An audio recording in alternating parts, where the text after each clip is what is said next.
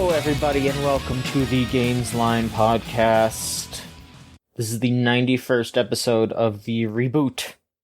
When does it stop being, notable for being the reboot? I wonder. I think it stopped being noticeable maybe like a year or two ago. Okay. I think we're just Gamesline. Yeah. I'm not, saying, oh, no, this isn't me being, being against that. I was just like, I wonder what the opinion is. But that makes sense. Yes, anyway, hi, I'm John. I'm here. I am the person who is in charge of the website, ostensibly. I run the stuff. I tell people this, you should post that sometimes.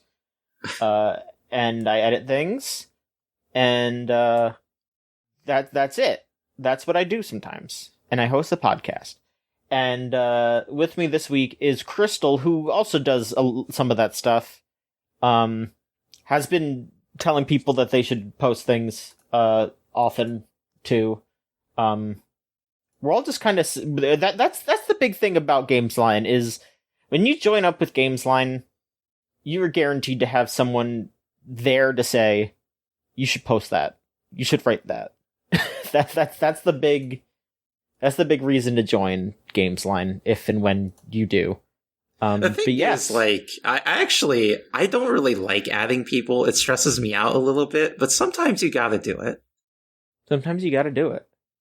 But, yeah, Crystal, it's been a hot minute since you've been on the pod.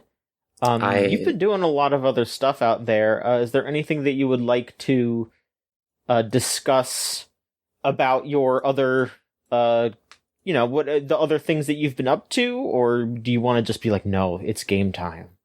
Yeah, I mean, I counted it has been 6 months since I podcasted with you and was on a regular episode of this podcast. I was on the Game of the Year podcast a few months ago.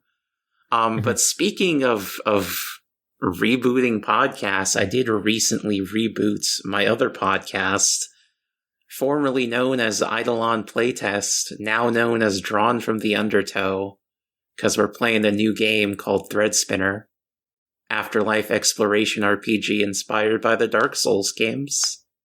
So, obviously you changed games, but so are you going to maybe change the name of the podcast every time you switch games, or were you like, no, this is the name now, and this is just what it's going to be from now on, and even if we change games?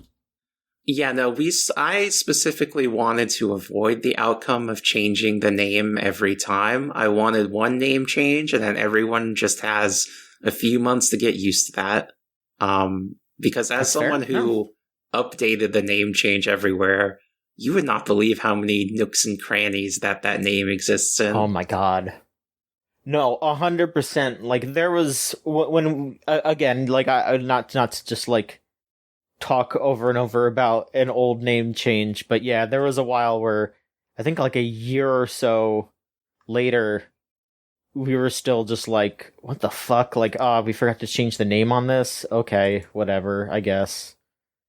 Really bizarre, really frustrating, but that's how it is. But yeah, I mean, I guess some gaming news literally just happened while we were talking. I guess they announced that Yujiro Hanma from Baki is in Tekken 8, which is really funny. As someone who is neither a Baki person or a Tekken person, can you explain why that is funny? So he's basically the main villain of Baki. Baki's entire thing is just what if there were a bunch of fucked up muscle guys who were extremely powerful and had the most insane battles ever, and it was like JoJo if there wasn't a puzzle element to it. It was just they just punch each other and they have screwed up. Every character looks like they're... Every character in that series also looks like they're part human, part pug. They're extremely screwed up looking design-wise. And then Yujiro Hanma's entire thing is, he's the main villain, he's the father of the main character, and he's just incredibly evil but he's also so powerful that he just kind of goes around and everyone just worships him. Like, in canon, they have him every time there's a United States presidential election in real life. In canon, he goes and like meets the new president, and they draft a peace treaty between him and the United States of America because they don't want to have to fight him, like the army versus him. Okay. So that's the kind of character that Yujiro Hanma is, and yeah, it's just incredibly dumb, like this big character who kills everybody and is unstoppable, and I guess he's going to be in Tekken now, and I don't know what that's going to mean for Tekken. What's the state of Tekken these days? Because I thought I heard through the grapevine that maybe people don't like Tekken 8 so much. I don't know that much. I mean, the thing is that like I feel like people are just don't like fighting games in general these days. Like every time there's an update, it sounds like most of the people are pissed off about it. But I don't know.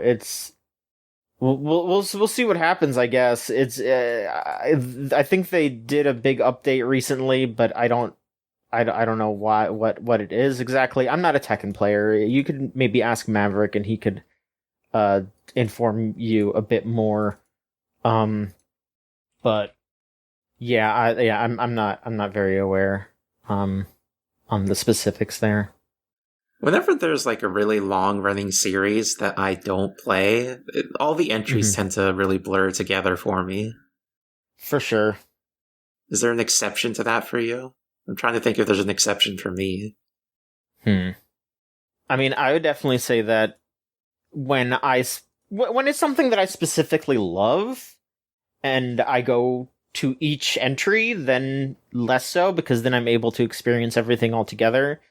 You know, where it's like, you know, I play every Pokemon game every time they come out, so that definitely doesn't happen. But I'm sure if you're looking at it from the outside, it's just like, yeah, you're collecting Pokemon again in this one, whatever. But yeah, I would say that I'm trying to think if there's something specific like that for me, because I don't know. I pay enough attention to a lot of stuff that I think that for the most part, I can tell when it's like, oh yeah, this is a new one. This is a different one kind of deal. Are there any games that you would say that for other than, I guess, Tekken and or fighting games?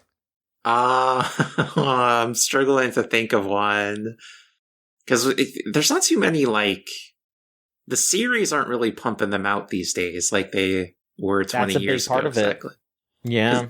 Tekken 7 was like, that came out 11 years ago? Yeah. That's crazy. And then, yeah, hang on. So, yeah, I'm just going to pull up the Tekken page in Wikipedia, because I bet they have, like, the timeline, and it'll say when each of them came out. Yeah, wow, Tekken 1 and Tekken 2 were a year apart. And then Tekken 7 and Tekken 8 were... It was 9 years apart. It was Tekken 7 was 2015, Tekken 8 was 2024. Okay, so I think also part of perhaps the mixed reception to 8 might be that it had such anticipation after that 9-year gap. Yes, and Tekken 7 is also very beloved, like, because Tekken kind of had like a weird like patch where people didn't like Tekken 4, and Tekken 5 seemed to have been enjoyed, but it wasn't as big of a deal as the first 3. And then I think 6 was a little bit of a bummer too, but then 7 was just like really beloved, and then Tekken 8 just seems like it's just okay. That's a shame. From the outside looking in, if I'm wrong, you know, I don't know. Like I said, I know Maverick plays Tekken 8 on the reg, so that is again something you would have to probably ask him. You know what? I thought of an example for me. Devil May Cry. Even though I'm not a Devil May Cry player, I could probably pick it out by screenshots which one is being shown to me. I could do that for sure. Yeah, I mean, you know, like Dante's design is always so different, which helps. I like when games change up the art style between entries.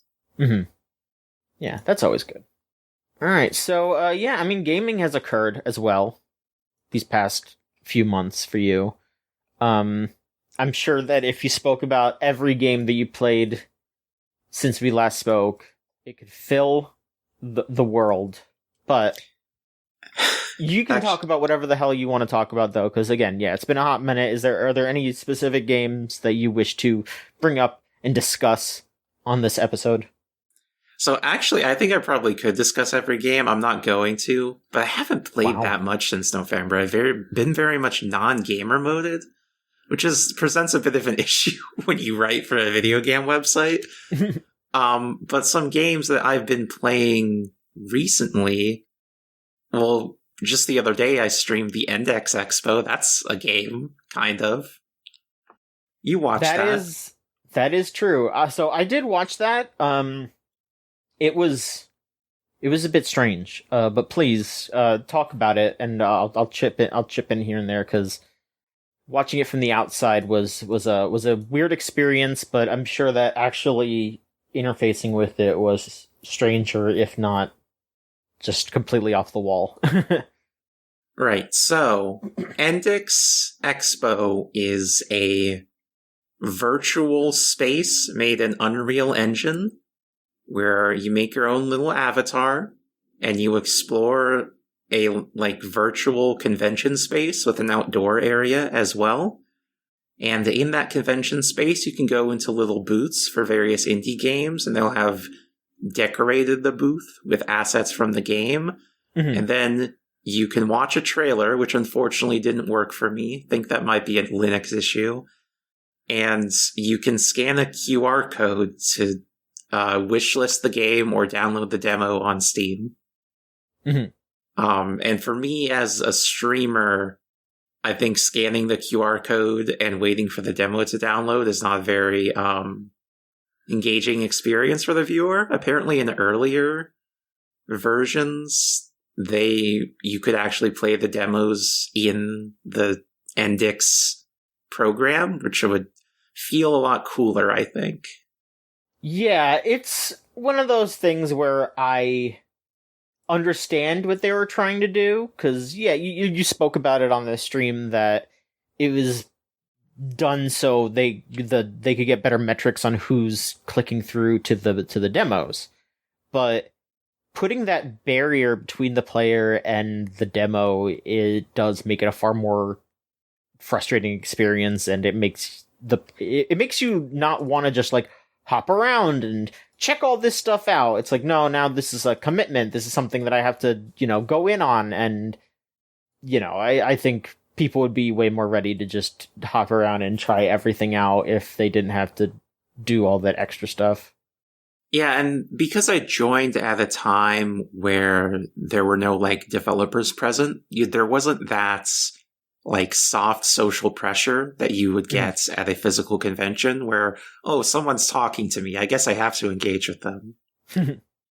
Yeah, I mean, I think there were some parts where it said that there were tours, but they didn't schedule you for one, correct? Or no, so they don't have per user personal tours, I think. Okay. There's just a schedule on the website where there were a few tours scheduled, but mostly for Saturday and Sunday.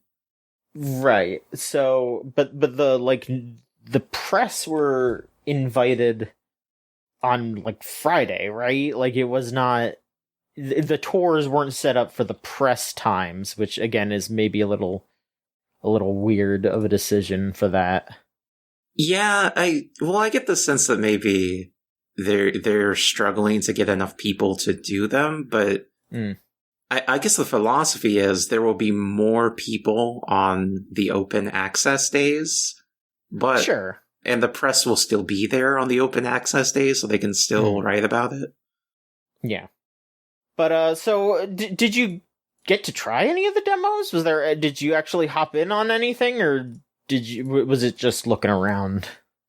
I gotta say I haven't. I'm wondering if the game will still be accessible on Monday, in which case I will go into it and scan some of those QR codes. But I can also just go to the Steam page and download the games that seemed interesting to me. Yeah, at the very least, all those games are still in like a little on a page on Steam, all collected together. So they're not just gonna vanish. The demos aren't gonna vanish overnight. But yeah, very very odd bit there. But was there anything that you enjoyed about it? Because there were definitely parts that I saw that were pretty neat. But go on. I think some of the boots were pretty cool. I like that one plastic punk game whose name I can't remember. I remember the genre aesthetic signifier more than the name. The booth that impressed me the most was Under a Rock, which I think is some kind of survival game, which is not usually my speed, but I like seeing the dodo model in the forest. Yeah.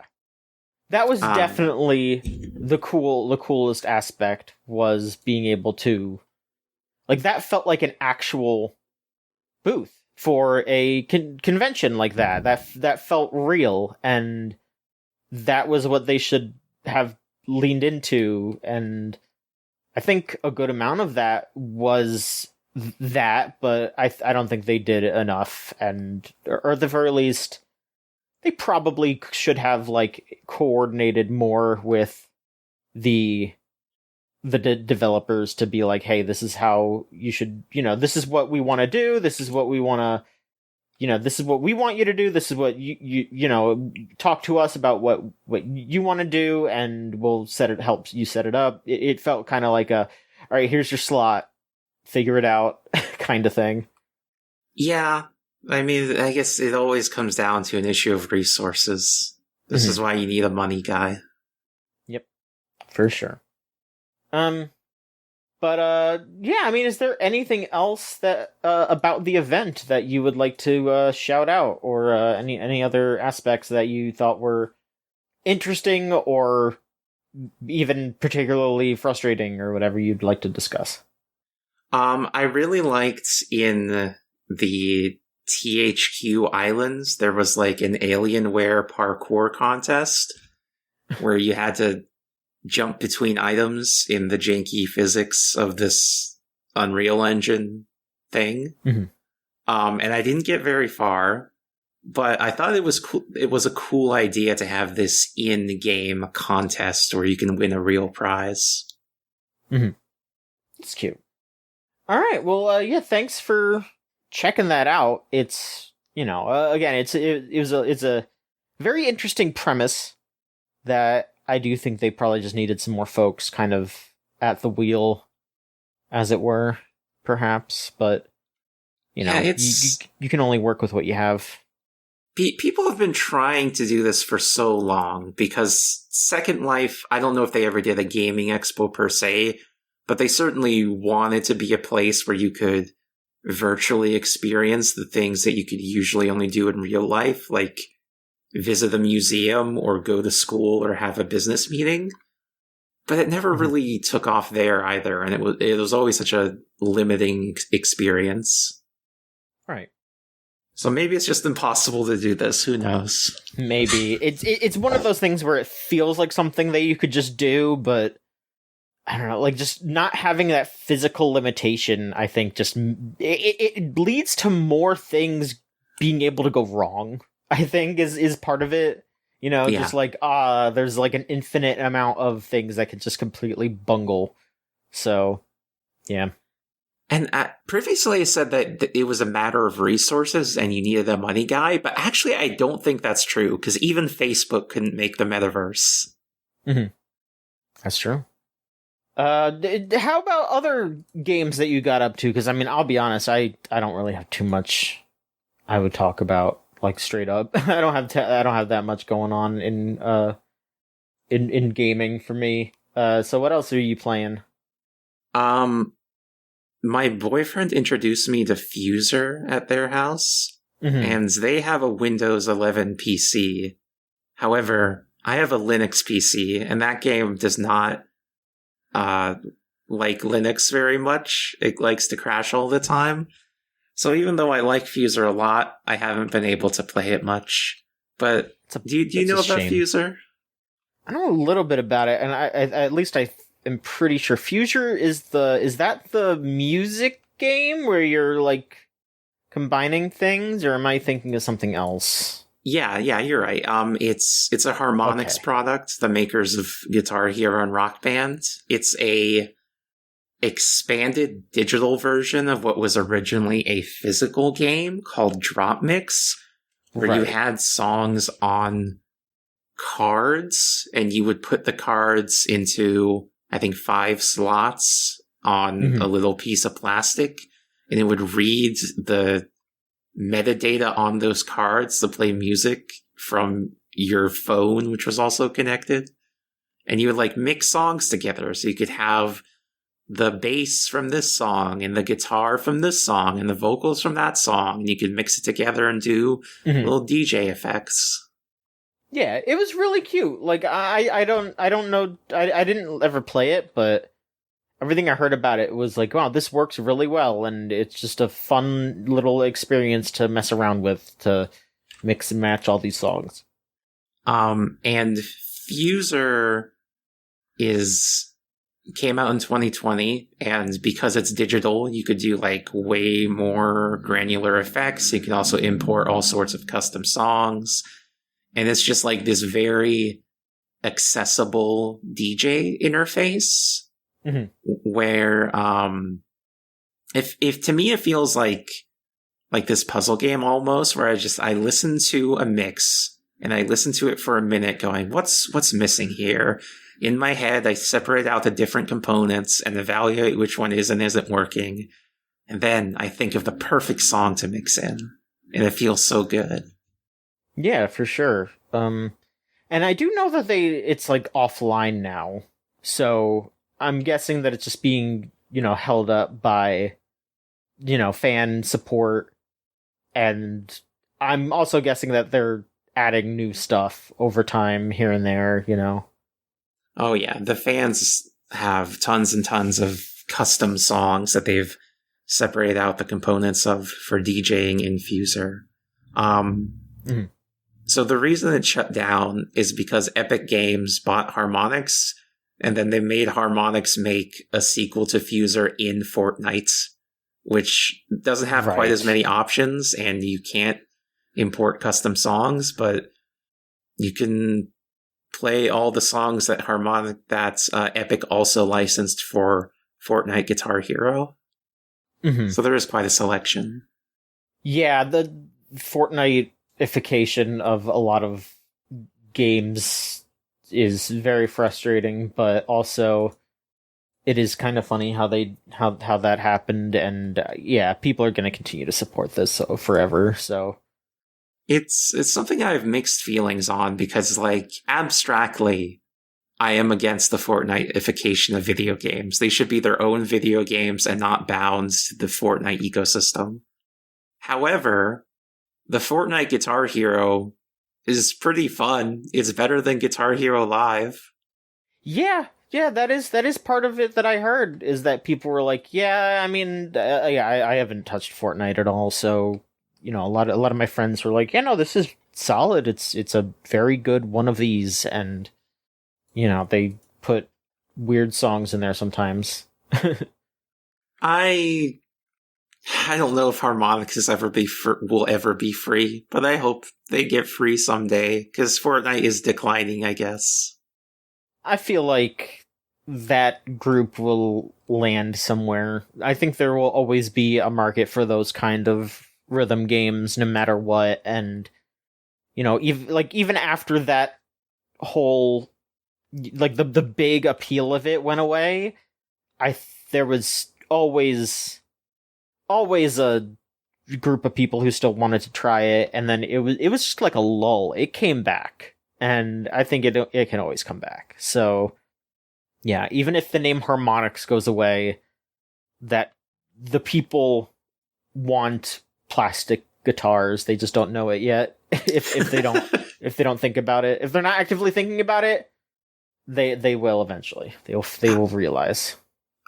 I honestly think plastic guitars are well positioned for a comeback because we're in an era where Sony loves to sell overpriced stuff, so they could probably sell people a plastic guitar. Yeah. I mean, when I worked at an arcade, the old arcade Guitar Hero game that was just Guitar Hero 3 in a big old arcade cabinet was one of the more popular games, and this was like 2 years ago. So it's crazy that, that kind of went away, but it never really did. And we're also entering 2000s nostalgia finally. So maybe people have nostalgia for Guitar Hero. Yeah. Mm-hmm. But you definitely make a good point that, like, Harmonix has the talented people that, at the very least, they should be able to land somewhere, whether or not they do. Mm-hmm. I think some of those folks are making something new. I think there was some kind of plastic guitar game that got announced recently that I don't remember what it was called. I just typed in Guitar Hero on Steam and that didn't really work. Oh, it looks like Epic actually did make deals with some companies to make plastic guitars. They're bringing back the plastic guitars. Well, there you go. All right. I mean, I guess that just kind of depends on if Epic's gonna move forward, I suppose. I mean, have they released any of those, or is it just like something that got announced? Yeah, no, they came out a couple of years ago, actually. Oh. Well, then, yeah, I guess people are rocking out on Fortnite. Do you wish to speak about your last thing here? Because yeah, I'm gonna go off the deep end. You know what? Let's get off me and we'll go back to that. Tell me about Pikmin. So I'm not going to talk too much about this because I spoke about it last week, but I went on a bit of a frustration era here for Pikmin 4. I wanted to 100% the game on Fierce Mode. I was doing fine with that. Like last week I was talking about like, yeah, like they bumped up the enemy's health and some of it was a bit more difficult, but it was still manageable. But then I hit the Trials of the Sage Leaf, which are timed trials where you have to do specific tasks very quickly. And they did not adjust the time limit for the enemies having more health. And it makes everything like 5 times harder. Not in a fun way. It's not like it's I need to strategize differently. It is just I need to do these inputs faster and faster. I need to skim time off by doing very small improvements, and it's not I didn't think it was very fun, but I got very hung up on finishing it. And by that, I mean I was stuck on the same one for like 3 days. And then I finished that one and I moved on to other ones. And then I was stuck on the last one for 3 more days. And then I kind of gave up and just finished the game. And so I completed everything in the game, but I got like a silver medal on the 9th trial of the Sage Leaf, and then there was like another trial thing that wasn't like one of the super hard ones, it was just another one that I just could not do beyond a bronze medal for whatever reason, just because the timing is just fucked. So I just kind of left it there. I 100%ed everything else. Everything else was a platinum medal. So I'm still good at Dandori, okay? I'm still good at managing my time and telling my Pikmin where to go and what to do. They just gave all the enemies too much health. Speaking as a recovering completionist myself, I am proud of you for not grinding to get those gold medals. You don't need them. I mean, I did that kind of, but then... But you stopped. I stopped. I'm glad that you stopped. It was rough. As someone who is also not especially familiar with the Pikmin series, can you give me a quick run through of what makes each Pikmin distinct? The games, like each entry? Yeah. So you can kind of group the mainline Pikmin games into two camps. There is the time limit gathering game, and then Okay. there's the cave system treasure collecting games. 1 and 3 are so in Pikmin 1 you are Captain Olimar, the spacefaring. He's basically a space trucker. He's basically a Okay. space trucker. He crash lands on a planet, and the parts to his ship scatter around the area, and he has 30 days to gather them back up and get off the planet before his life support system fails on him and he dies. And so you find the Pikmin, you can have up to 100 following you, and each of the Pikmin have different abilities, and you use them to solve puzzles, defeat enemies, and collect all of your ship parts to get home. And then Pikmin 2 spins directly off of that. The plot of Pikmin 2 is that your company is in massive amounts of debt because your coworker was shipping some carrots across the galaxy and he ate all of them. No. So your company's in debt and your ship gets repossessed, but then you find out that like a little bottle cap that you've brought with you home as a souvenir for your kids is worth money. So your company president sends you and your shithead coworker back to the planet to gather treasures so they can pay off their debt.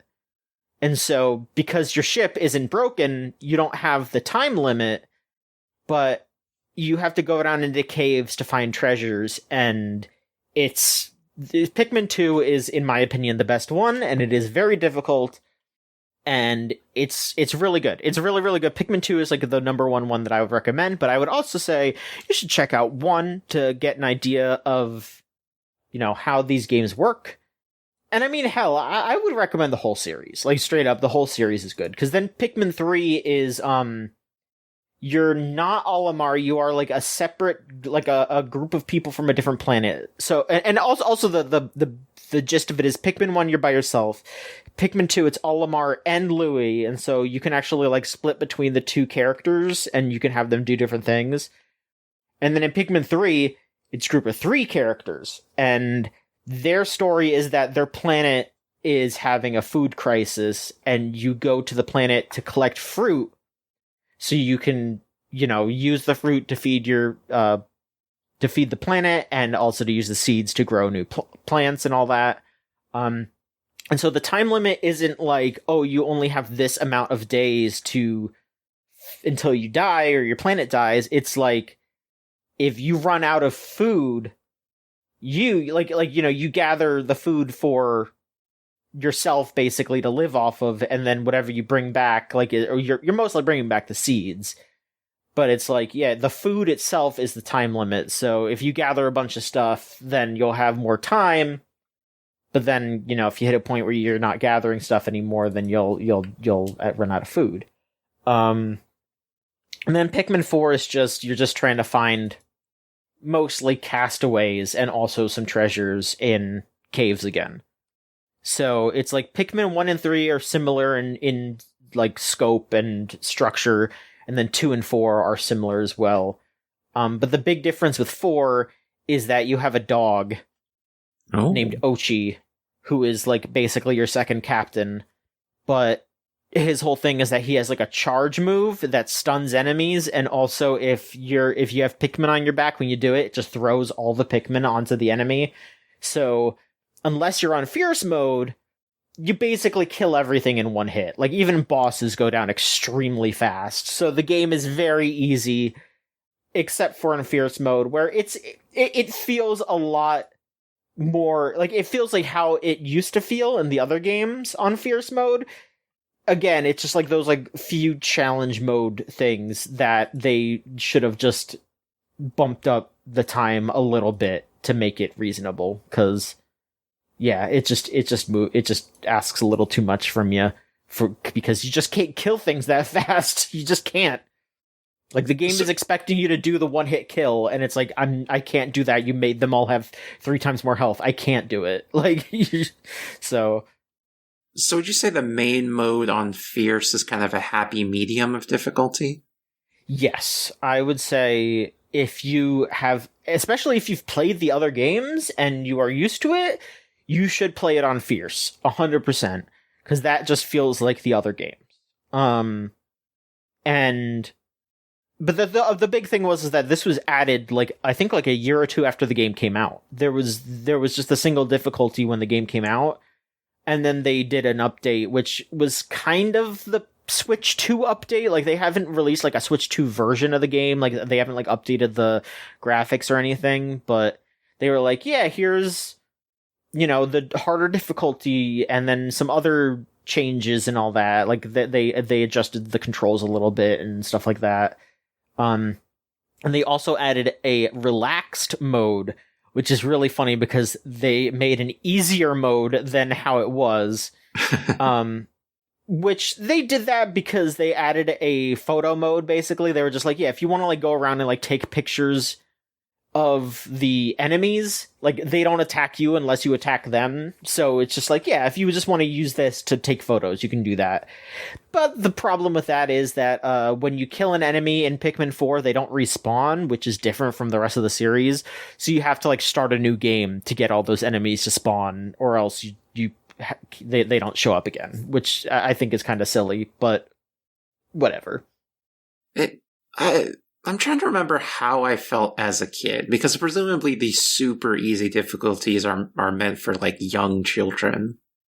I mean, there hasn't been super easy difficulties in these games. Like the difficulty modes weren't really a thing until I think Pikmin 3. And then even then, I think it's just like normal and hard. I think 4 is the first one to have a super easy mode. Oh, I mean more in the sense of like you mentioned the Pikmin 4 default launch difficulty is also a lot easier than prior games. Mm-hmm. I'm trying to think like, would I appreciate that if I was like 6 years old? Maybe. Perhaps. Like I think the big thing with Pikmin 4 is that it's really obvious that Miyamoto wants Pikmin to be bigger. Yes. Because, like, yeah, they're in the Mario movie and little, cameo. Like, it feels like they want Pikmin to be bigger than it is. And it's just really hard to do that, because it's a semi-difficult real-time strategy game, and they're also gonna like lose everybody who has been into this series for 20 years when they make it super easy, because yeah, like at this point, like most of the Pikmin fans are hardcore, looking for a super challenge thing. Like I said, like Pikmin 2 is really difficult, and I played through that the beginning of this year, and it was a challenge, and but it was a balanced challenge, and it was one of those things where it's like, if I remember trying those games when I was like 12 and I couldn't figure it out.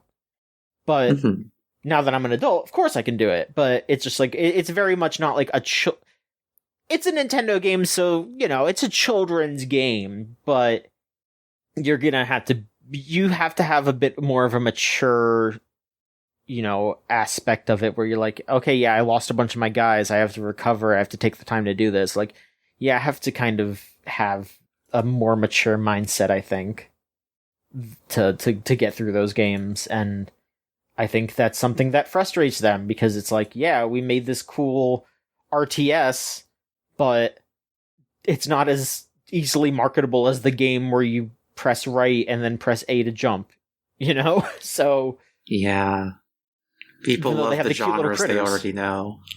Yeah, but Pikmin are very marketable, but it's like, people think the Pikmin are cute, but then you play the game and it's like, oh yeah, they're like, a bunch of them are gonna die because you don't know what you're doing. But I remember they tried to make some spin-offs also. Did people like those? There was one, so there's like a couple games that could be considered spin-off, but there was the one spin-off on the 3DS that was Hey Pikmin, which was decent. That game is decent. That game, I compare that game to Resident Evil 6 in that it is a game that isn't completely horrible, but at the time, people were worried that was what the franchise was going to be. After like they were like, oh, this is just the future of the franchise, and that made people react really strongly against it because it's just a decent platformer where you're just going around as Olimar collecting things, and you have like 10 Pikmin following you around and you use them to solve puzzles and stuff. Like it's fine, but it's the worst Pikmin game, but that's like it's like a 3 out of 5 instead of the other ones being 4s and 5s. Yeah. It's. I feel like Nintendo, because sometimes they can still show off that they're the king of platformers. They'll reveal like a super highly critically acclaimed platformer, even if Mario isn't exactly my style. I like recognize what's good there. But then also, I remember like on the 3DS, they were just releasing a lot of mediocre platformers. It was around the same. It was that end of the 3DS era time where it felt like they were. The other worry was that it was one of those things where, oh, if this game doesn't sell well enough, they're just not going to make another one. Because some people were like, oh, because before Hey Pikmin came out, there was like right around when Pikmin 3 came out, Miyamoto said in an interview like, oh, we're already working on Pikmin 4. It's like halfway done already. And then it took them 10 years for actual Pikmin 4 to come out. So a lot of people were worried that Hey Pikmin was Pikmin 4. And so that's why people were worried. They were like, they're not like, this didn't sell. They're not going to make another Pikmin game. Because that's what happened with Chibi Robo. They did like, I'm sure that's what you're referencing, where they made that shitty Chibi Robo platformer for the 3DS. And then it turned out after it came out and nobody bought it, they just went, well, I guess nobody likes Chibi Robo. And it's like, no, nobody wants to play a Chibi Robo game that's a platformer. They want to play an actual Chibi Robo game. And they just didn't do that. So there's just not going to be a Chibi Robo anymore. Aww. Yeah, so it didn't happen to Pikmin, but people were rightly scared that was what was going to happen to it because that happened to Chibi Robo. Because if I remember the timeline here, I think that 3DS game, it was late 3DS, maybe 2017? Mm-hmm. And I remember Miyamoto announced in 2015 that Pikmin 4 was almost complete. He said it a bunch of times. Like, I don't know what was going on. Yeah, because like I said, like, Pikmin 3 came out on the Wii U, and like it was like a couple of months after Pikmin 3 came out, he was like, yeah, we're like halfway done with Pikmin 4. And then people would just be like, hey, where's Pikmin 4? And he would be like, oh, it's almost done. And they just did that for years and years. And then all of a sudden they like it was like a full decade later. They just went, oh, by the way, actually we are releasing it. Okay, here you go. It's like, it's out in 3 months. Okay. It's like, all right, cool. I think you're right. I think Miyamoto does love Pikmin. And it's like, I get it. It's great. Like, I love those games. And also, Pikmin are really cute. They're just cute little guys. But, again, when you play those games, you have to either get extremely, extremely good at them, or they're gonna die. Those cute little guys that you want to market so much are gonna get killed in mass numbers. And it's your fault. They're kind of cute even when they die, though. They are. That's the juice. Yeah, and that's why, and when you actually play the game, you realize that, and that's when you really enjoy it. I'm remembering back in the 2000s during my forum console wars days, a lot of people were oddly dismissive of Pikmin. I think for the reasons you mentioned, were like, it's not a genre they're used to. What is this, an RTS? Why don't you just make like a Mario or Zelda with a different coat of paint? Do you feel like the reputation of Pikmin has improved since then? I'd say so. Especially because they've also re-released all of them on the Switch, so I think a lot of people have gotten a chance to give those games another shot. Mm-hmm. Which is nice. I think like and I'm a bit more tapped into like the opinions of Pikmin connoisseurs where it's like I think people are like, yeah, the Switch version of Pikmin 1 is the best one, but the GameCube version of 2 is the best one, and then there's Pikmin 3 Deluxe on the Switch, which is they added a bunch of stuff to it, which is like, yeah, that's how you want to play it. And then there's only been the Switch version of Pikmin 4. So it's like, you want to play all of them on the Switch except for 2. 2, you want to play the original GameCube version. Especially because they censored it. They censored Pikmin 2 on the Switch, which, all they did was, in the original version of Pikmin 2, all the treasures were, like, licensed products. It was like, oh, you found, like, a Duracell battery, and that was cute, but then, of course, in the re-release, they eventually didn't have the licensed stuff anymore, which does lose a little flavor.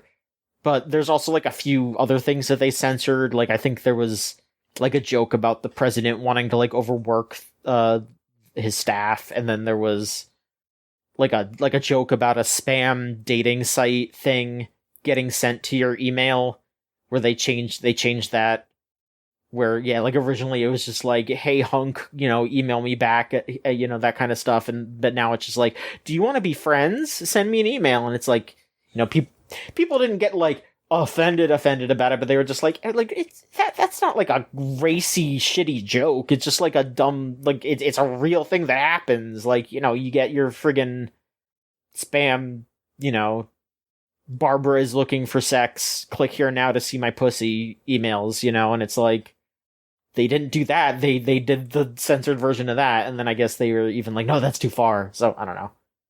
So nobody's really caping for the Wii or Wii U versions? I mean, the Wii U...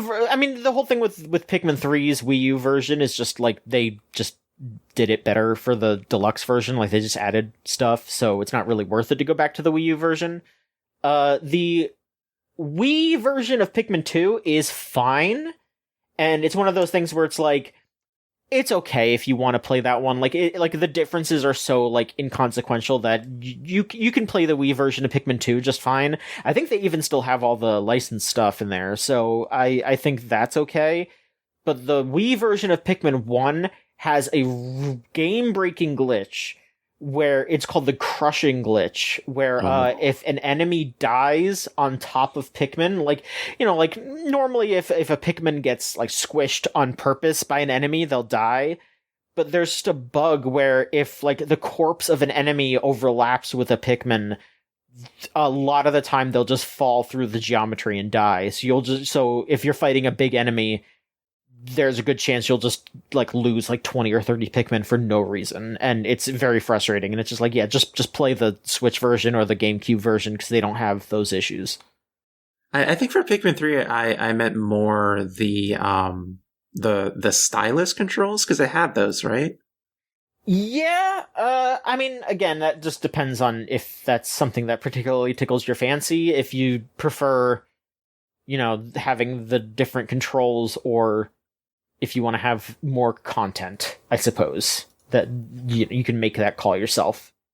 I'm guessing they did not port motion/touch controls into the Switch versions? No, not that I'm aware of. I don't have the Switch version of any of those games, which is kind of surprising, but I'm going to get around to it just because I do get the urge to play through all these games again. Like, I played 2 and 4. I'm probably going to replay 1 and 3 by the end of the year, which means I'm going to get my hands on the Switch versions eventually, I think.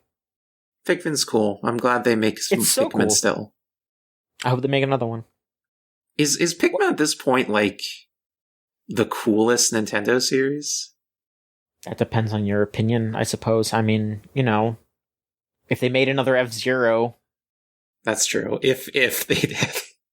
If they made another Star Fox that wasn't remaking Star Fox 64, it would be Star Fox. I think Star Fox is definitely in competition, but Pikmin has, like I think, Mario and Zelda are too popular to be really cool, and Metroid is a little bit less popular. I guess Samus is pretty cool, but Pikmin is like, this is like aesthetes like Pikmin. Mm-hmm. It's got a very specific aesthetic, and like, it's got like, it's not like a scathing capitalist, critique, but it's definitely like the fact that Olimar is just like, oh yeah, no, I was stranded on a planet for 30 days and almost died, and I come home and I'm immediately sent back to go make my boss some money. It's like, you know, it's saying something there. Yeah, it's got like just the right level of edge that's perfect for a kid. Exactly, yeah. It's got that like smidgen of edginess, like that's a bit surprising for a Nintendo game. And that is also something that people are really worried about, because do you remember that Close to You animation that they put out? That Nintendo released? Okay. This was like, I want to say it was last year. Because Nintendo bought like a semi-big animation studio in Japan. That I think was just like, in general, did a lot of like game cutscenes and stuff, which is really funny, because when I played Romeo as a Dead Man, like they show they have the credits after like every level, and in the credits they thank Nintendo Pictures because they did the cutscenes for that game before they got bought. So, and you know, that game's not on Switch 2 yet, it's just on like PlayStation and all that. But they, I guess, right when they purchased them, they had them make a short animation that was just like a baby, like there was like an invisible force carrying around its binky and stuff. And if you are a big Pikmin fan, you realized, oh, there's like a few little like leitmotifs in the music that are like Pikmin songs. So is this like a Pikmin thing? Or are they going to reveal that this is like somehow related to Pikmin? And then a week later they released another version of it that was like, oh, the invisible forces were just Pikmin carrying it around, so the baby was just playing around with Pikmin. And so a lot of Pikmin fans were like, humans have never been in this, like it's a human baby, like a full-size human baby.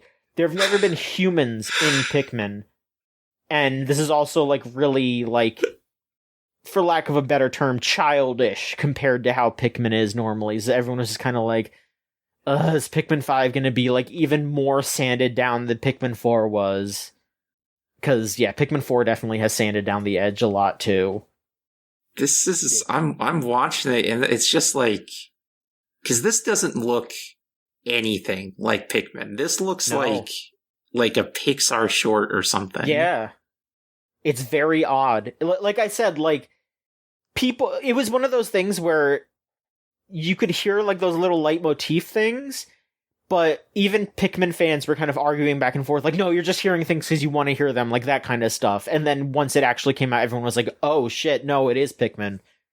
You're right. Miyamoto loves Pikmin. If he got Nintendo Pictures to make a little Pikmin movie. Because there were also, before that, there were little Pikmin movies that I think were like released on the 3DS or something, like way before even Hey Pikmin came out. So I think it might have been the people that did those Pikmin short films that they eventually bought. I think it's the same company.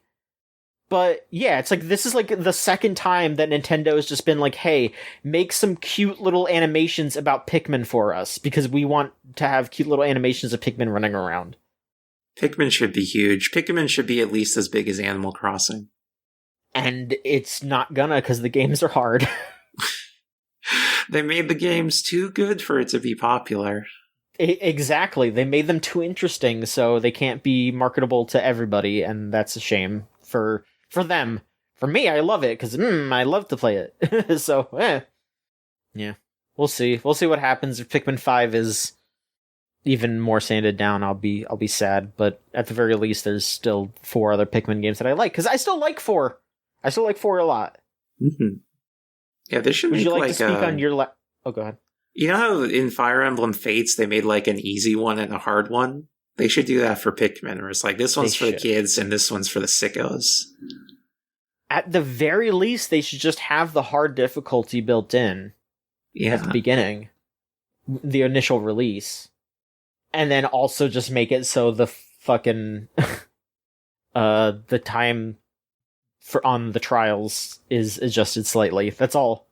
Just make it balanced to the difficulty, please. so I don't get stuck on one for 3 days.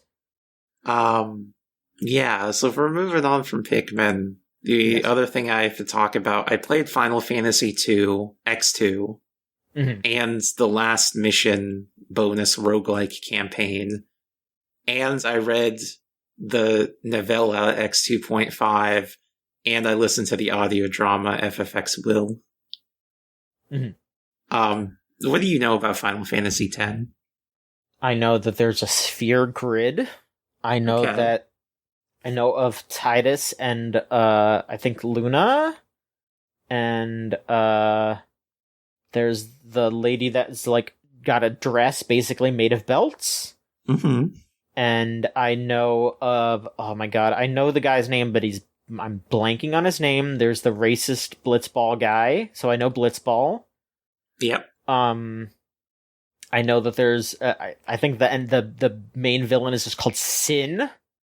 Yep.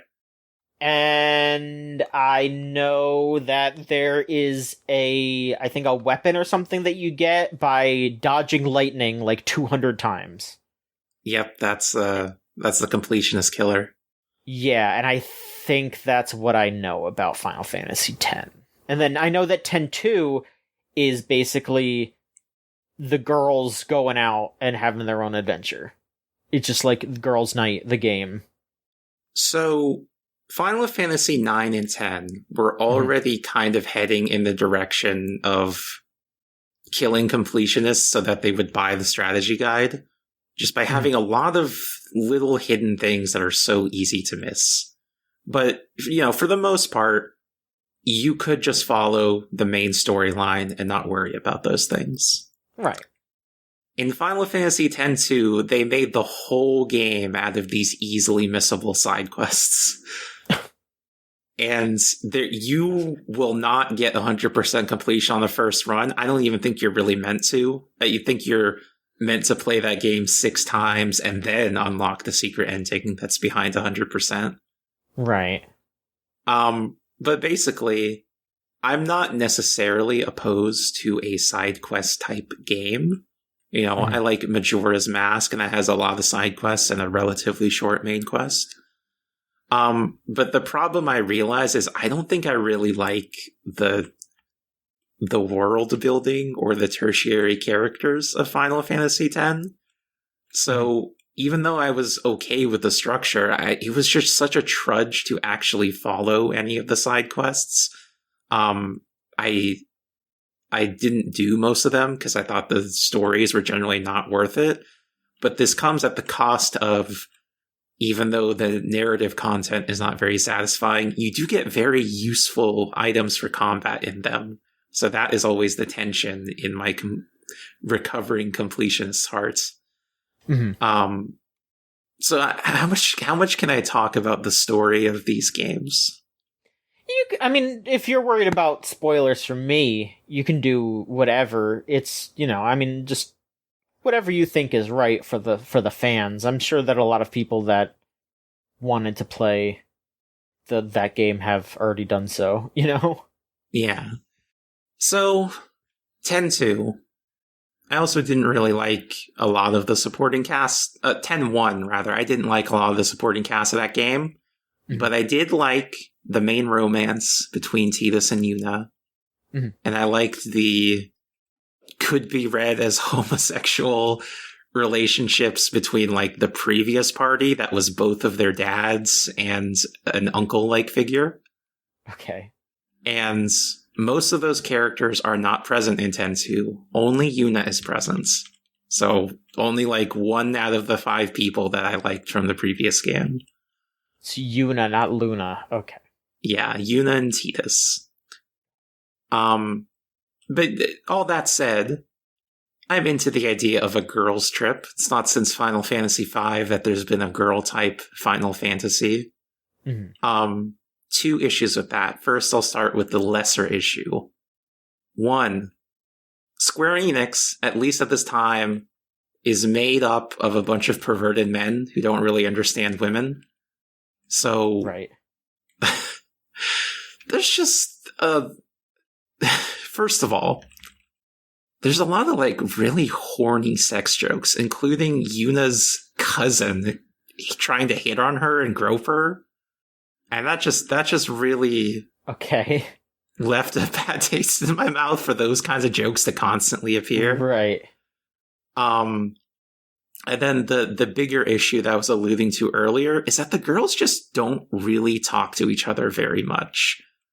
Like, I was sold a girls trip game, but then the girls are mostly focused on the main story, and all of their dialogue to each other, with a few exceptions, is like very functional or perfunctory, or just like kind of maybe sometimes funny banter, but that doesn't really develop the characters. Mm-hmm. So, the main character, Yuna, gets a little bit of the development, but I reached the credits of that game and then tried to think about Riku and Pain, the other girls. And I realized that I don't really know a whole lot about their personalities. I know some of their personal history and place in the lore, but who is Pain? What's the color of her soul, as Catman John would say? And I mean, because Riku's in original 10, but is Pain in original 10, or is she new for 2? Pain is new. Okay. Then yeah, you would have a lot less to work off of. I mean, I guess, but they don't develop Riku either, so I don't think that was the issue per se. Sure. I mean, just like it stands out a lot more. Yeah. For Pain as being like a brand new character. It's just like, oh, you're extra not developed. And so for the most part, that was my issue with 10-2. 10-2, the last mission, is the roguelike campaign. And when I say roguelike, I don't mean that you're doing just like 10-2 battles and randomly generated dungeons. I'm telling you, it's like Rogue. It's turn-based. You move through the dungeons one turn at a time as your enemies also move, and you do attacks, and there's a log that says, Yuna attacked, Yuna dodged. And I actually did not end up finishing the roguelike mode because it's really long. It's like 80 levels, which is a bit too much for me. Rogue is only 26 levels, though you have to go up and down. But I did watch all the cutscenes, and I was struck by, like, this is, like, way better written than the base game of 10-2. Not even close. You're about to say? No, I was just saying, that's interesting. And I couldn't find credits specific to last mission, so I don't know if there's a different writing team or something. I think it might just be Nojima, who is the writer of Final Fantasy that I like. He was the sole credited writer on 8, which is my favorite. The cutscenes of 10-2 are only 40 minutes total, but the girls talk to each other maybe even more by minute count, but certainly way more substantively in these 40 minutes than they do in the entire game of 10-2. They develop those characters. They have, like, meaningful conflicts with each other. They're not just focused on the mission and bantering. And it's a game about... So the 10-2 sort of purports to be a game about what happens after the big quest and journey of a Final Fantasy game. How does, like, the regular world react to all that stuff happening? But then it pretty quickly introduces another threat to the world that you have to go on a journey to defeat. So it doesn't get a lot of time to explore the question of what does a JRPG hero do after the quest is over. But then last mission actually is about that. These girls have gone through a big plot of a Final Fantasy game together, and now they've reunited after a few months apart. And what they learn in the few cutscene breaks of this long roguelike dungeon is that maybe they've kind of drifted apart from each other. Maybe they don't actually like being around each other that much, and they were only brought together because they were focused on the Final Fantasy quest. And I thought that was, like, a surprisingly, like, thoughtful and character-focused story that we haven't gotten from Final Fantasy in a while. Yeah, that reminds me a bit of how I feel about some of the Persona games, like, specifically how Persona 4's ending feels especially with like the stuff that they added in Golden, where they come back and like revisit all those characters, and it feels kind of off. Not kind of off; it is pretty off. But then I compare that to Persona 5, and I like after the events of Persona 5, I full on believe those characters continue to hang out and be friends, and then they did the Strikers spin-off, which the story of that game is that group going on a road trip together, and again, it feels very in character. It doesn't feel like it's forcing them back together. It's just like, yeah, they would do this. They're really good friends, all of them together, not just like they didn't just like pair off. It's like, no, yeah, that felt believable, and so yeah, like Final Fantasy X-2 being like, hey, this group of characters realistically feels like they would continue to go to hang out together after the events of the game. Like that's interesting, and that's more compelling to me than just like, oh, hey, here's this party joining up, and then they kill God, and then after that they're just like, well, I'm never gonna talk to you again. it's like that's kind of lame, and I would love to see beyond that. I think part of also what appealed to me about it is that RPGs tend to be long games, but I think often they can struggle to keep up the quality of the storytelling across that entire length. There's a lot of highs and lows. Absolutely. But because this pack of cutscenes is only 40 minutes long, they only have time for the good stuff. It's good all the way through. Mm-hmm. So then after last mission, which like really reinvigorated my spirit after a pretty disappointing game, mm-hmm. I wanted to keep the train going, and I read the novel released 10 years later that is a sequel to 10-2. Mm-hmm. So what I'm about to say will involve some spoilers for Final Fantasy X. That should be fine. I think we're okay. So in Final Fantasy X, the main guy, Tidus, dies. And mm-hmm. Yuna's messed up about it. Much of 10-2 is about her processing her feelings about all that. Mm-hmm. But then, in the secret ending, if you get all the completion and you do some arcane stuff that you would never think to do without a guide, you can bring Tidus back from the dead. They did the thing that everyone said you should do for Aerith. Yes, legitimately. It feels like such a relitigation of Aerith, or it reminds me also of like people hunting for the Triforce in Ocarina of Time. Mm-hmm. But they did it. It happened. They actually made one of those. So then this 10 years later novel asks, what if that was a bad idea? What if these two people, like, their relationship worked because they were young and they were on a Final Fantasy quest and they were maybe going to die any day.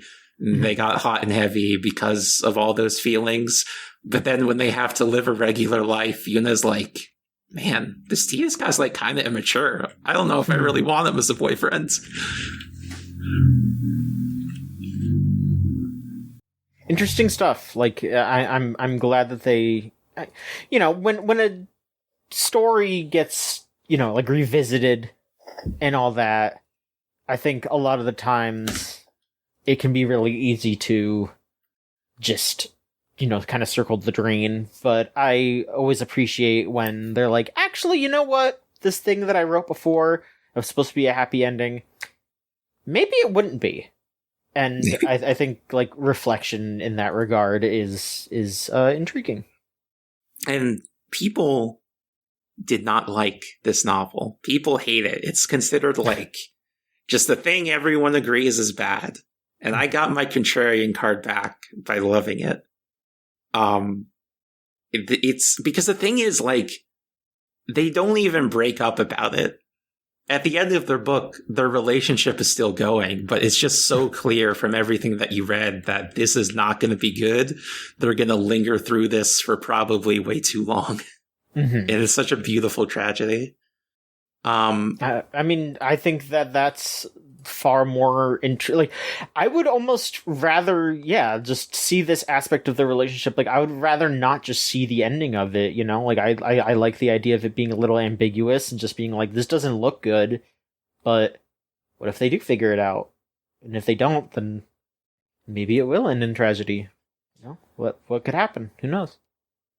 So this novella was released in association with the remaster, released in 2013. And included on the remaster is a sequel to this novel, an audio drama 30 minutes long. And that drives the people also hated this one, but that also drives the tragedy even deeper by like showing that like people kind of aren't willing to move on to this new world.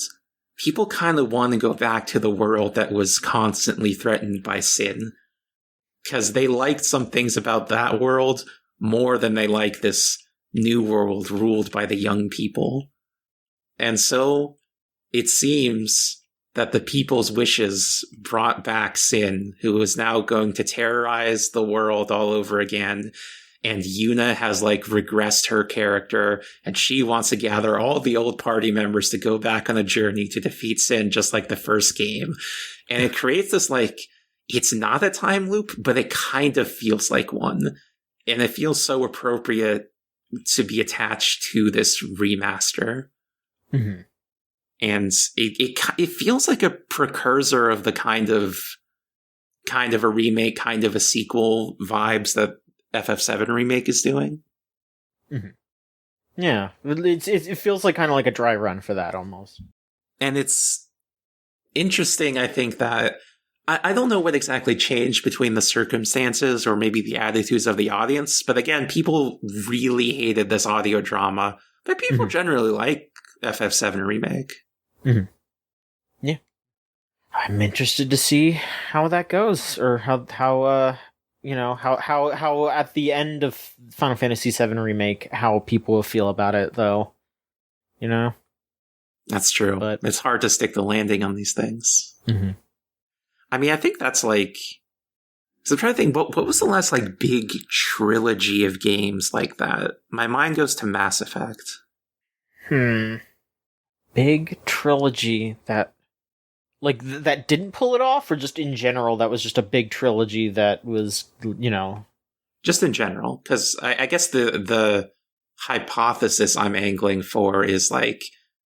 Because people did not like the ending of Mass Effect 3, and I think it might be one of those things where, because it's built up over all of these really long games, it's kind of impossible to make something that pleases a lot of people. Right. I'm pulling up best gaming trilogies ever. Batman Arkham. I mean, yeah, Arkham Knight was a bit of a bummer because of the Batmobile gameplay stuff. God of War, Gears of War, BioShock, GTA, which funnily enough is 3, Vice City, and San Andreas, so it's like the trilogy is, the first one is 3. Yeah, this isn't quite what I'm thinking of, because it's not just like 3 games, it's like one big story told over 3 games. Well, that's what I'm saying, is like I'm trying to find another list, and it's like it's hard to find one that really makes sense. Yeah, Mass Effect is the only other one I can think of, because like a lot of the other trilogies were not planned as trilogies in the same way. Yeah, like a lot of these, it's like Halo, which like, yeah, kinda, yeah, I would say so. It's like, yeah, like people are saying like Final Fantasy 8, 9, and 10. It's like, I guess, but that's 8, 9, and 10. That it doesn't even make sense to pair those 3. Yeah, it's not. That's not one story. You could make an argument for 7, 8, and 10, and you can make an argument for 7, 8, and 9, but I don't understand 8, 9, and 10. Yeah. Nah, I don't know. I can't really think of anything. Like a lot of these are just like, these games are in the same series. Like, I don't know. Maybe Final Fantasy will be the one to crack it. I know people Maybe. were maybe a little bit mixed on Rebirth, but maybe the third one will be the best one yet. Who freaking knows? Not me. I think that's all we have for the games we played. Yes. Now we can move on to the news. I didn't really have anything that I specifically wanted to talk about, but you did bring up uh a big fan translation. Would you like to discuss this? Yes, so the decompilation and translation scene has kind of been big lately, and the latest Popping hits. off. Yeah. And Kowloon's Gate is like this long time Japan only cult classic adventure game with some beautiful pre-rendered graphics in a very unique setting of the Kowloon walled city, which is like this was like 40 years ago a very densely populated enclave in Hong Kong that is like kind of the inspiration for most cyberpunk aesthetics. It's like if a cyberpunk city was real and there was just like buildings densely packed everywhere. And Kowloon's Gate was developed by a team of people who had never made a video game before. Because in the 90s, even in the last decade, they had money to throw around for video games. Sony certainly did. The other big, like, made a people who never made a game before major publisher game I can think of is Pokemon Snap, and that's a great game. Yeah. So yeah, it's just this, like, very difficult to translate game because it's hard to hack it to access the data, and there's dialogue in Japanese and Cantonese and Vietnamese, so you gotta have 3 translators, basically. And it was one of those lost classics, and now we can finally play it, and we can either decide this was totally worth its reputation, or it's not as cool as I thought it was. Do you have any of those? I'm not sure. I feel like I've kind of hit the point where most of the games that I felt that way about have been released now. The big one, I guess, would have been Sega Gaga, but it's like, who knows if we're gonna get an actual translation for that now because of how messy that machine translation thing happened.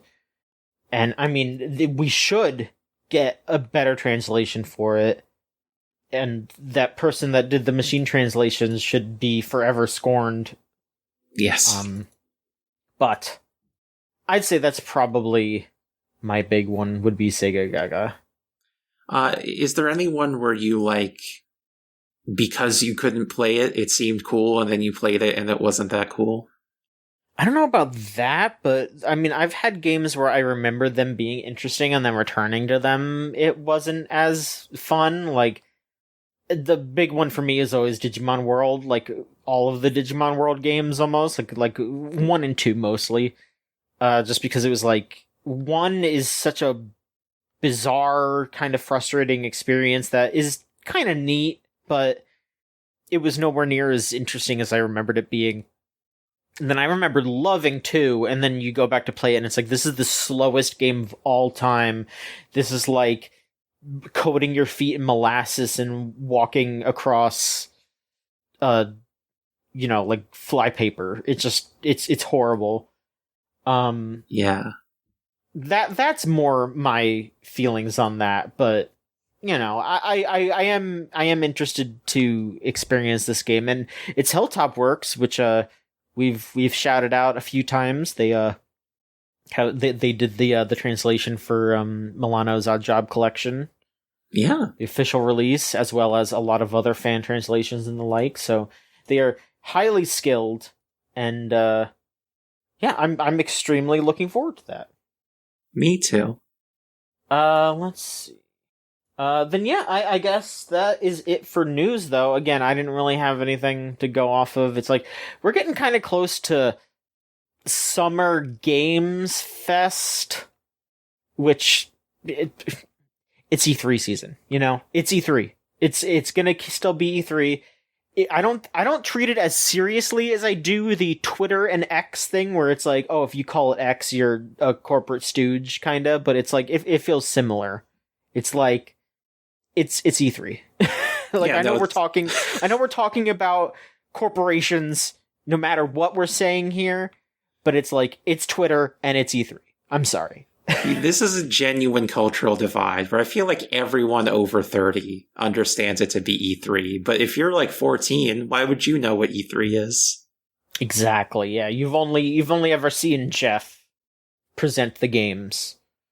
But yeah, it's like we are in that period where the news is going to be slower because it's going to all get dumped once E3 quote unquote proper happens.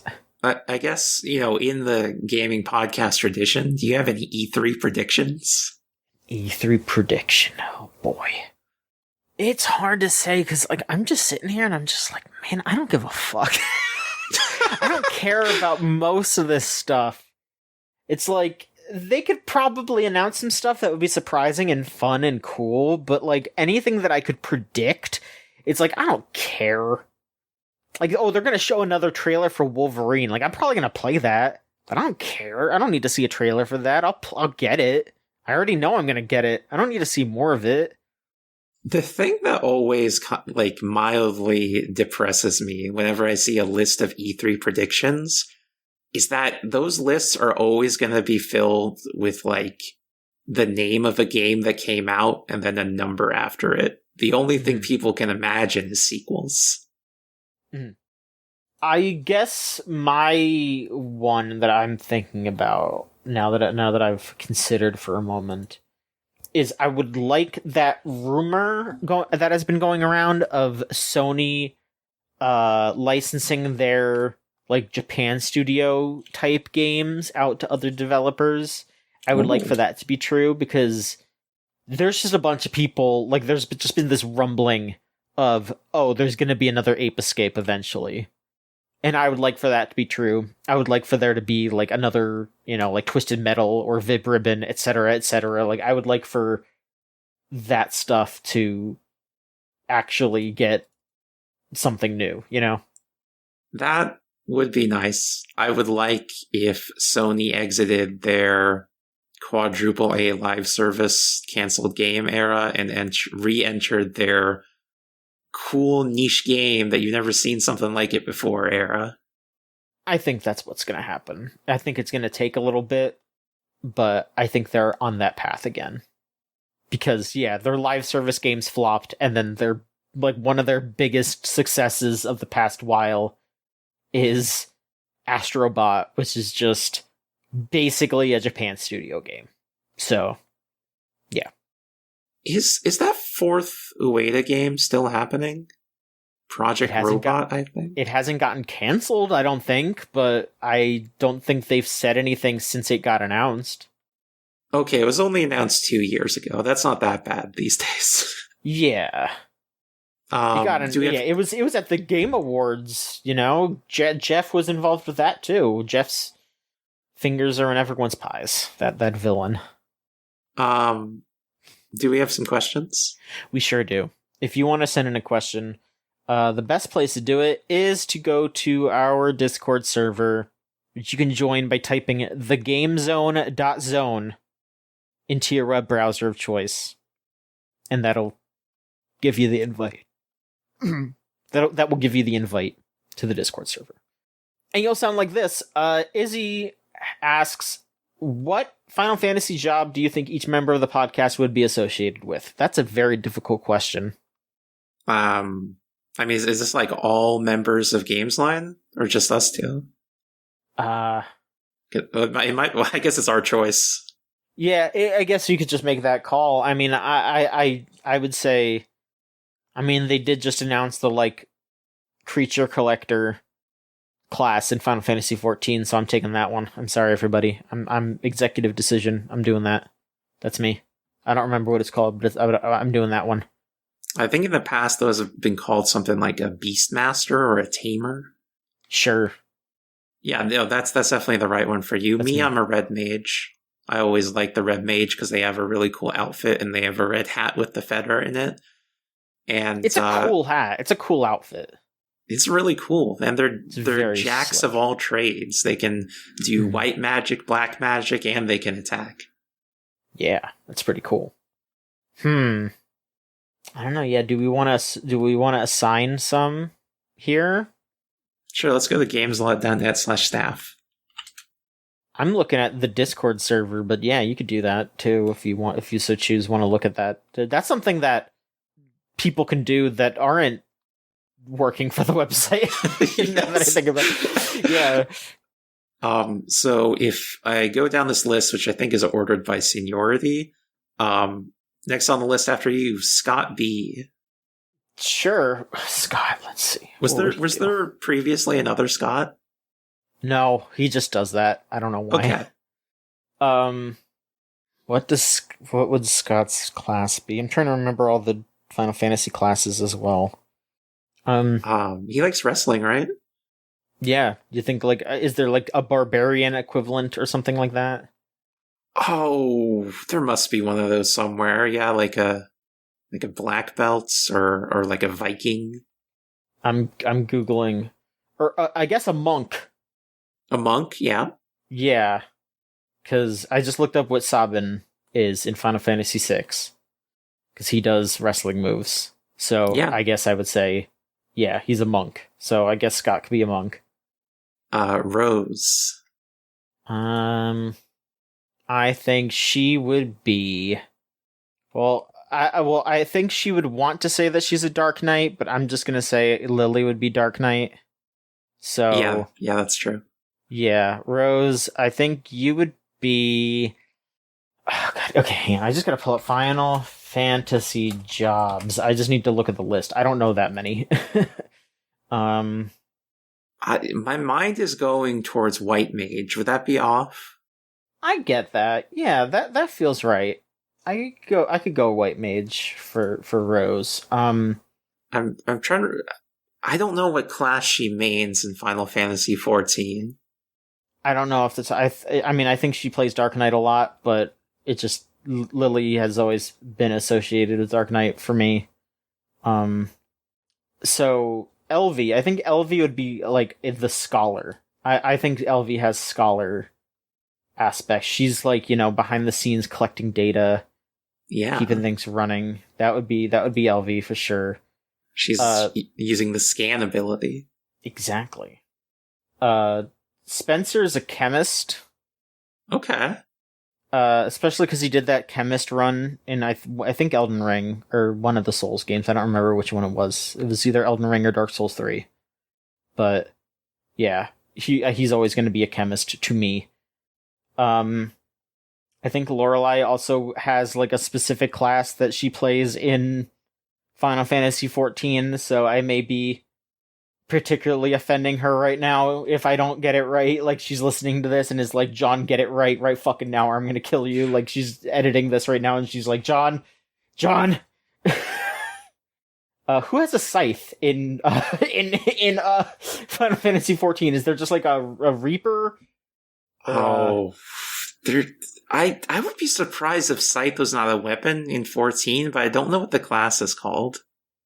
Yeah, I don't know. Reaper. Yeah, in Final Fantasy XIV scythe class. I'm just typing that in. There is just a Reaper class. There is just a Reaper class. So, yes, there you go. I guess that is the answer. Is because the username is Judgment Scythe, so I have to pick the class that has the scythe. I'm sorry. There we go. Maverick. I think I could see him being a samurai. I just imagine him as like the cool, like, traveler kind of like, not full on aloof, but he's just always like, he swoops in, does what he needs to do, that kind of shtick. Yeah, that makes sense to me. Franny, I think. My mind is going towards Blue Mage.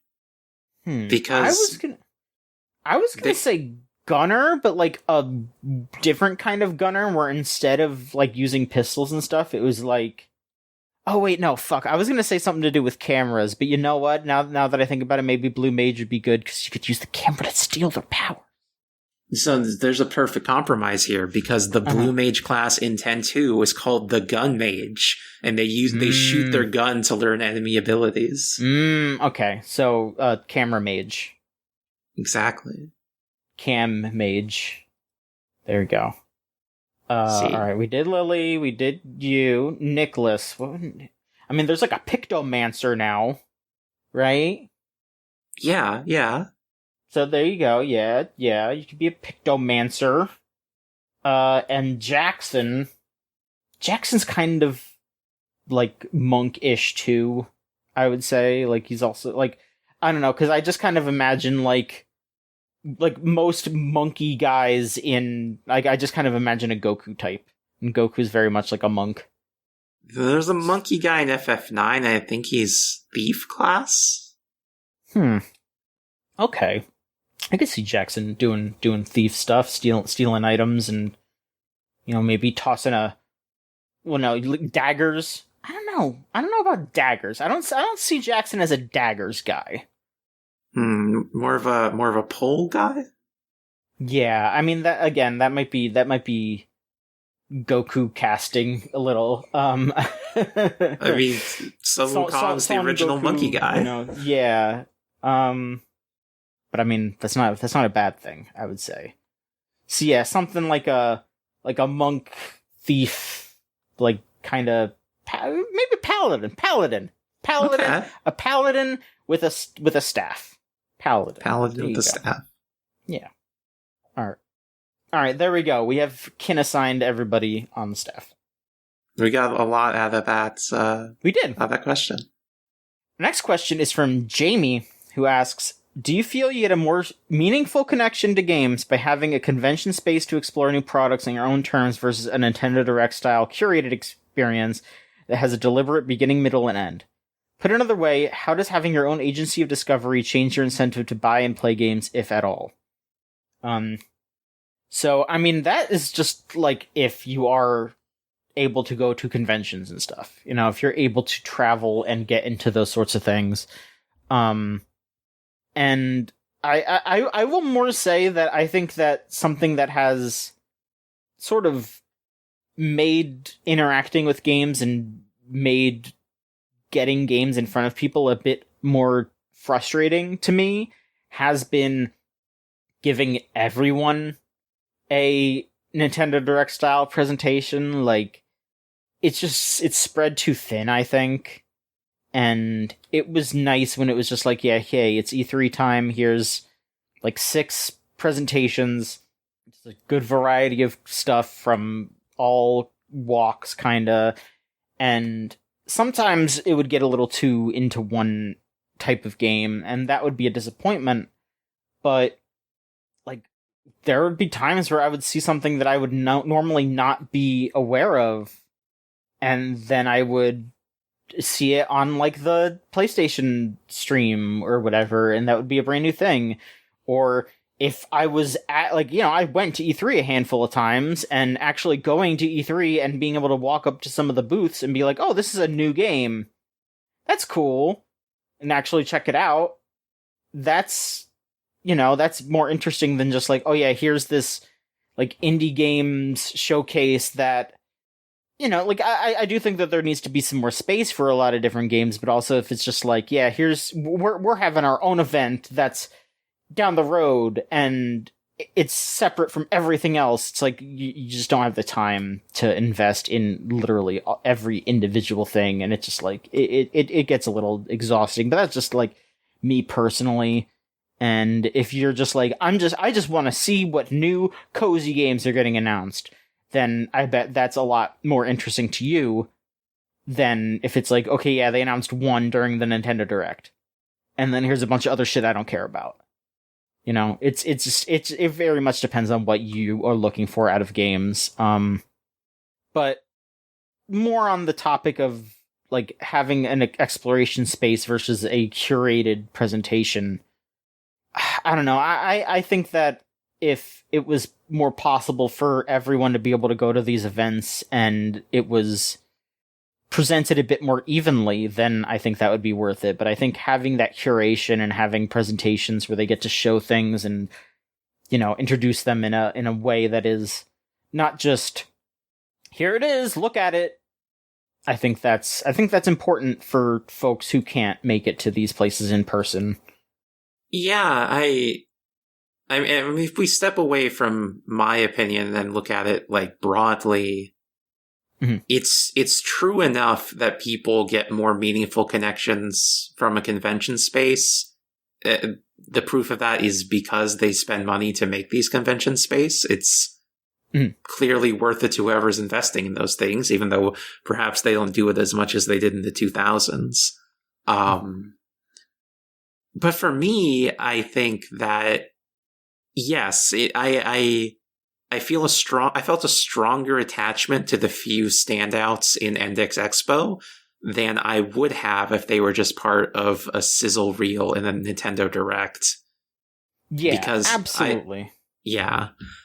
It does add a sense of like, oh, like I found this in a way. This is kind of my thing, even though I had nothing to do with it really. That you don't get from just watching a trailer. Mm-hmm. And I was trying to think of the other hand, but actually I don't think that there's another hand. I think it is just true that I do feel more connection from a convention space, which is why theoretically I would really like one of the Endix Expos. It's why I went there. Mm-hmm. Yeah. I mean, again, I think it's just a personal experience kind of thing. And yeah, for me, it's both aspects are important, I think, but now that it has become more about the online version of it, I prefer it to be curated in a way to give you as much of an experience as possible instead of it just being like, well, we're going to show you one type of game. I would be interested in the perspective of someone you can share at thegamezone.zone, the perspective of someone who would answer no to this question irrespective of price. Because I think the price is really the main limiting factor of going to a convention, whereas anyone can watch a trailer for free. But if you got a free ticket, would you deny it and prefer to watch the trailer? Oh, absolutely not. I would love to go. But that's just because I like to go to conventions. Listeners, let us know in the comments or on the Discord. Sure, yeah. Absolutely. Yeah, I would like to hear the sort of more less game journalist brain take, because I also just like that experience. I like to go and report on things that I do, and if you're just like, well, I just want to check it out, this isn't my job, quote unquote, this is just something that I'm gonna go check out and be like, that was cool. Like, what is more important for you? Yeah, I think I'm maybe a bit too biased, as it were, to really answer that well. Our next question is from Aspiring Shoulder, who asks, what is your favorite game mechanic? What is a mechanic you find most interesting, and are those different? Or satisfying, excuse me, not interesting. Favorite game mechanic and a mechanic you find most satisfying, and are they different? I think that I really like an alternate movement mode, where you have like the traditional running, walking, but then also perhaps you can jump backwards like an Ocarina of Time to go slightly faster, or you could roll around as Sonic the Hedgehog, something like that. Sure. Yeah. I fully agree. Yeah, I think like the big mechanics that are both favorites and satisfying are the ones where it's like, I can move in cool ways. I also just like building characters, Like, I think I would say like my favorite would be like figuring out a cool build for a character, especially in like something like SMT or whatever. It's like, oh, you have to pass on traits and the like. And then satisfying would be like unique movement, like your Spider-Man web swinging. Yeah, I think there's definitely a benefit to the more cerebral mechanics, but those take a little bit of time to sink in. Yeah. Whereas the toy type mechanics of you press a button or you tilt the stick and something primally satisfying happens, Those, I think, stick in my bones the deepest. Yes, absolutely. And finally here, we have one from Solon, who asks, we have survived another Bubsy release. Which aging platformer gets the Fabrazi Schmovement upgrade next? I mean, he's an acrobat. Arrow the Acrobat? It's in his name. Yeah, you do some flying type stuff. Mm-hmm. Did they ever make a 3D Arrow? I don't think so. Okay. I liked what I played of that new Bubsy game, the demo. Like, it seems like it could be pretty... It could get kind of old, but it had movement. It was fun to control. They made a new Crash. They didn't make a new Spyro. I want a new Spyro so bad. It's time for another Spyro reboot. I want a new Spyro so bad. I think Activision... I don't know if Activision still has the rights, though. Please. Yeah, I don't know who owns Spyro. If I remember correctly, I mean, there were rumors that Toys for Bob was gonna do it, and then they spun off from Activision, but I think after that, they still were, like, making hints of still doing it, like, licensing the rights to it. But it's like, I don't want to pay money for an Activision thing for at least another good while, you know? Oh, wait, right. Does Microsoft own Crash and Spyro now? What the hell? They do. Mm-hmm. Gross. And Tony Hawk. Well, the games, not the person, as far as I know. They haven't made a new Rayman in a while. You know what the rumors are saying they're doing for fucking Rayman? The rumors are saying that they're just remaking Origins. Not just porting it, but remaking it? They're doing a remake of... Like, what are you fucking doing? Just make a new one! I think maybe they have artists, but they don't have level designers. Yep. That sounds right to me. Yes, Rayman Origins is a 15-year-old retro game. I mean, it's a great game. It is. But they could just port it. You could just port it. It looks great still. It looks great. It plays great. Whatever. But yeah, are they still pouring money into the Beyond Good and Evil 2 hole? Apparently. That is the most, like, as soon as I saw it, I immediately knew it would never ever come out. I wouldn't say hopeful, because I never really cared, but when they did that thing with, what's his fucking name? Jordan Gordon-Levitt, or whatever his name is, Jason Gordon-Levitt, where he was like, we want you all to do a bunch of free work for us. That was when I was like, okay, yeah, this is never coming out.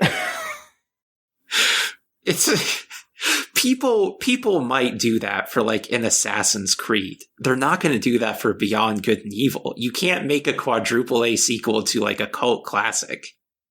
You can get some people to design stuff for you for free for Assassin's Creed, because that's just going to be like a bunch of like fanboys being like, I doodled something cool, and there you go. But the kind of people that would do art design or whatever for Beyond Good and Evil are the people that are going to be extremely up in arms about not getting paid, because they're the more artsy fartsy people that are already doing art as their career, you know? Yeah. So, bad idea. Just bad idea. They should not have tried to make, a quadruple A sequel to fucking Beyond Good and Evil.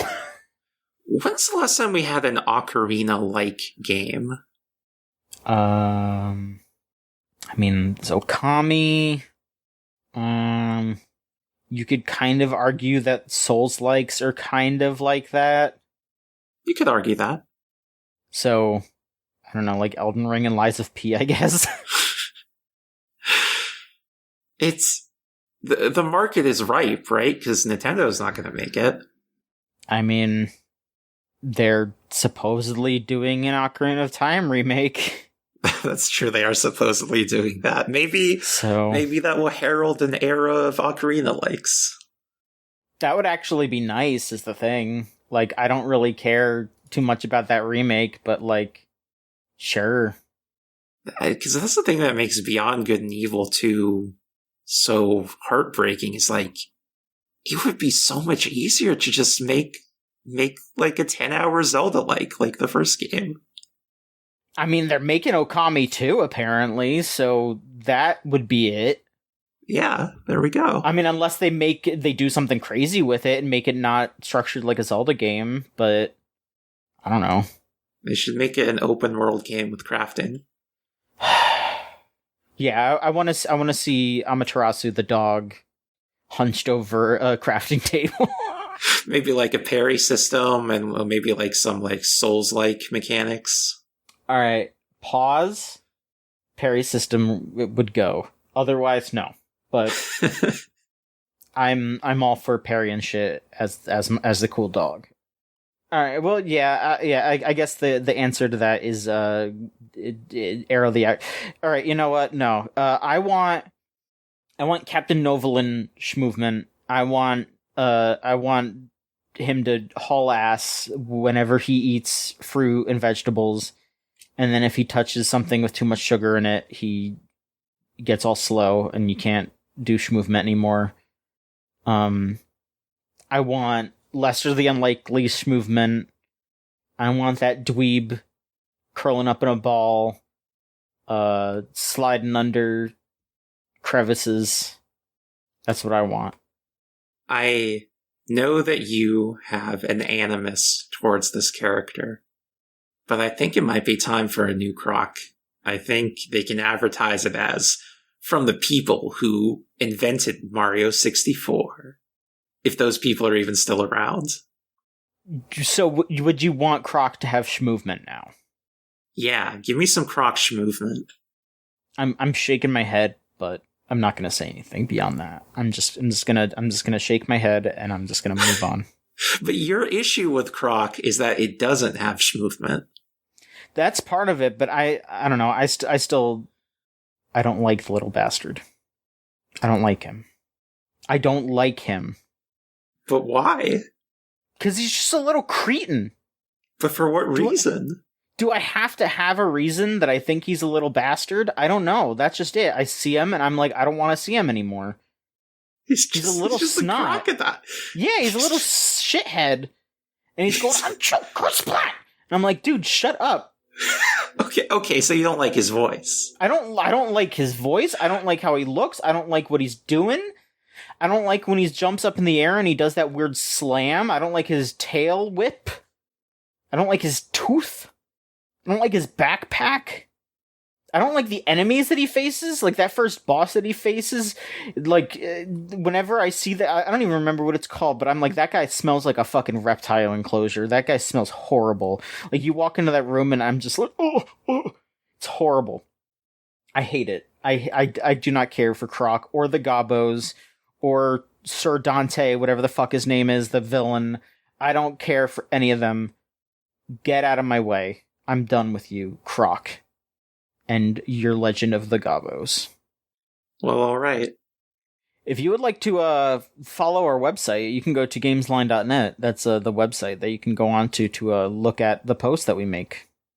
We've gotten some new posts recently. Yeah, like Crystal, you posted the VOD for your exploration of that expo. There's Franny posted an article about the game Undusted Letters from the Past. That was a good read. So definitely check all that stuff out. It's all out there. And, there's all the other stuff that we posted before on gamesline.net. And if you want to keep up with us, our blue sky is gamesline.net as well. You follow us on there. And we have our YouTube channel, youtube.com/@thegamesline to, keep up with the VODs and the like. Whenever we stream, it's on twitch.tv/GameslineTV. And like I said before, if you want to hang out with us on Discord, it is thegamezone.zone. Type that into your web browser. It'll bring you straight there. If you want to support us, if you want to give us money in order to upgrade our equipment or to otherwise support us, go to patreon.com/Gamesline. And I think the minimum is $3, but you can do whatever the hell you want. You think about what we put out in a month, that $3 is pretty fair. Yeah. And you know what? The more $3 we get, there's probably a good chance that we'll be able to do more than that. So, $3. And thank you to our, for theme song, Crush off of the album Magic is Real by Melt Channel / Magic Circuit. If you want to listen to their stuff, it's meltchannel.bandcamp.com or magic-circuit.bandcamp.com. And I will always recommend, if you're going to buy music off of Bandcamp, to do it on the first Friday of the month, because that is Bandcamp Friday, and the creators get more of a cut. That is not this coming Friday. It's going to be next Friday. The 5th of June will be the next Bandcamp Friday. So keep an eye out for that. And where can people find you, Crystal? Find me on Blue Sky at crystal.undertow.cards. You can go to audioentropy.com to listen to my other podcasts. Got the Book of Medora. I'm currently talking about Final Fantasy. Got Drawn from the Undertow, the aforementioned actual play podcast. Mm-hmm. Got 3 Grown-Ups Adam Sandler movies podcast. Got MCU Complete Me, where we're talk about various films. In the MCU or otherwise? We started in 2018 with the MCU, and then we got sick of it, so we just talked about other movies like The Matrix, or the films of M. Night Shyamalan, or various Will Smith films. Right now we're doing an Ang Lee unit. I mean, that kind of rhymes, that's around there. Yeah. The MCU. Because he directed Hulk. The Hulk. That one. It was just called Hulk. With the dogs. Oh, it's just Hulk? Yeah. The one with the dogs. Yeah, there's Hulk dogs. That's the one that's the part that everyone remembers is the dogs. That's all I remember too, so. There's the part, it has very comic booky editing style. Will it have comic panels on screen? Mm-hmm. That's the one where Hulk has a lot of issues with his father. And at one point they're just in chairs arguing with each other, and his dad bites into an electric cable, chewing the scenery, literally. That's pretty good. Yeah, that movie's pretty good. Yeah.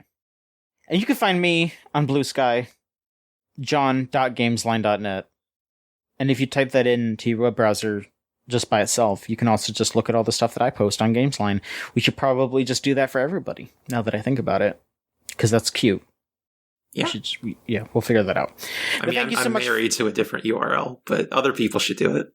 Well, not just for the Blue Sky. I mean, just if you type in, crystal.gamesline.net in the URL thing of your web browser, it should just bring you to your page. Oh, absolutely, yeah. Yeah. But that'll do it. Thank you so much for listening, everybody, and we'll be back soon with another episode of the Gamesline podcast. Have a good one. Bye-bye.